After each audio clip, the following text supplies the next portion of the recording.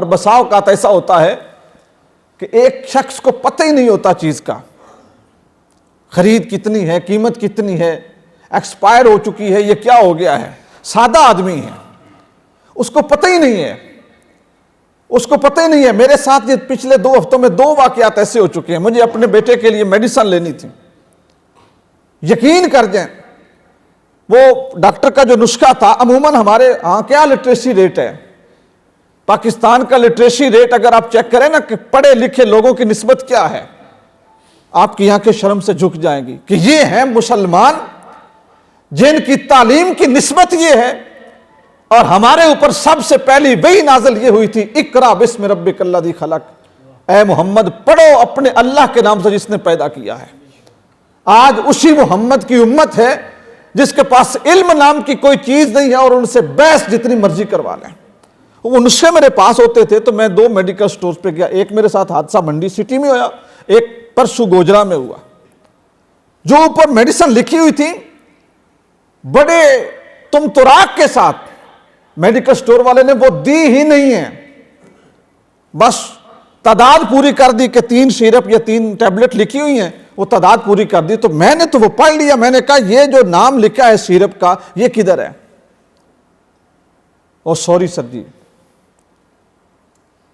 کبھی ہم نے سوچا کہ یہ بیماریاں دن بدن کیوں بڑھ رہی ہیں؟ بخدا ہمارے جو ان پڑھ لوگ ہیں ان کو پتہ ہی نہیں ہے کہ ڈاکٹر نے کیا لکھا ہے، میڈیکل سٹور والے نے دیا کیا ہے۔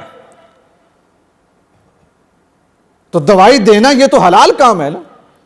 لیکن ایک مزدور کو، غریب کو پتہ ہی نہیں ہے کہ یار مجھے میری متعلقہ دوائی مل بھی رہی ہے کہ نہیں مل رہی، آپ اس کو دوسری دوائی دے دیتے ہیں۔ آپ مت سمجھیے کہ آپ رزق حلال کما رہے ہیں۔ مال مویشی بیچتے خریدتے ہیں، کپڑا بیچتے خریدتے ہیں، کریانے کا کام کرتے ہیں، جو بھی دنیا کا آپ کا کام ہے، آپ ملازمت کرتے ہیں، سرکاری ملازم ہے، پرائیویٹ ملازم ہے، آپ اپنے دفتر میں جاتے ہیں، آپ کا ایک ایگریمنٹ ہے کہ آپ نے 8 گھنٹے کام کرنا ہے، 8 گھنٹے کام کرنے کا ایگریمنٹ ہے، آپ کو مہینے بعد تنخواہ 8 گھنٹے کام کرنے کی ملتی ہے، نہ کہ 8 گھنٹے وہاں پہ بیٹھ کے سوشل میڈیا، فیس بک، یوٹیوب، ٹویٹر اور ادھر ادھر فون کرنے کی تنخواہ نہیں ملتی۔ 8 گھنٹے مالک کا کام کر کے اگر آپ تنخواہ لیں گے وہ آپ کے لیے حلال ہے۔ جبکہ ہمارے سرکاری ملازمین الا ماشاءاللہ کوئی شخص ٹائم پہ ڈیوٹی پہ جاتے ہی نہیں ہیں، اور ڈیوٹی کے دوران اپنے کلاس 4 کو، اپنے بٹمین کو، اپنے سیکورٹی گارڈ کو گھر کے کاموں کے لیے دوڑائے رکھنا، یہ کر دو وہ کر دو، اور جب شام 4 بجے کا ٹائم ہو تو گھر کے سارے کام گورنمنٹ کے ملازمین سے کروا کے صاحب بڑی ایمانداری سے کہتے ہیں کہ ہم رزق حلال کھاتے ہیں۔ دوستو کس غلط فہمی میں ہو؟ رسول اللہ صلی اللہ علیہ وسلم نے ارشاد فرمایا اگر یہ چاہتے ہو نا کہ تمہاری اولادیں تمہاری تابع دار ہوں، ان کی پرورش رزق حلال کے اوپر کرو، ان کو کھلاؤ رزق حلال، ان کو پہناؤ رزق حلال، ان کے سارے معاملات رزق حلال کے اوپر کرو۔ سود کا کاروبار کرنے والے یہ دعویٰ کریں کہ پیر صاحب، فقیر صاحب، استاد صاحب تویز دیں، دم کریں، پتر آنکھیں نہیں لگتا، اور یار تم اپنے اللہ کے ساتھ اعلان جنگ کر رہے ہو، تمہاری اولاد تمہارے ساتھ باغی ہوگی، تو کون سی بڑی بات ہے؟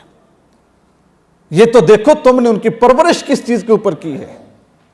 تم نے ان کی رگوں میں اتارا کیا ہے۔ اگر ہم ممبروں پہ بیٹھ کے بات دعوے سے کرتے ہیں نا کہ حسین اور حسن جنتی جوانوں کے پھول ہیں، جنتی جوانوں کے سردار ہیں، تو دوستو اس کے پیچھے پھر شیر بھی تو فاطمہ بطول کا ہے، اس کے پیچھے تخم بھی تو علی المرتضیٰ کا ہے، جن کا چہرہ دیکھنا عبادت، جن کا ذکر کرنا عبادت، جن کا نام لینا عبادت، اور ان کی رگوں میں پھر اترا ہوا جو خون ہے وہ بھی تو رسول اللہ کا ہے، پھر وہ جنتی جوانوں کے سردار کیوں نہ ہوں؟ اور انہوں نے امت کے لیے ایک اسوہ چھوڑا ہے۔ تو جو شخص جس دنیا کے معاملے کے ساتھ وابستہ ہے، چاہے مزدور ہے، مزدور اگر دیہڑی کرتا ہے اور وہ سارا دن جیسے مالک سامنے ہوتے ہیں تو کام کرتا ہے، ہٹ جاتے ہیں تو بیٹھ جاتا ہے اور سگریٹ پیتا رہتا ہے، اور پھر کہتا ہے جناب اسی تو مزدور بندے ہیں، رزق حلال کر کے کھانے ہیں، میرے دوست اس غلط فہمی سے نکل جاؤ، یہ کوئی رزق حلال نہیں ہے۔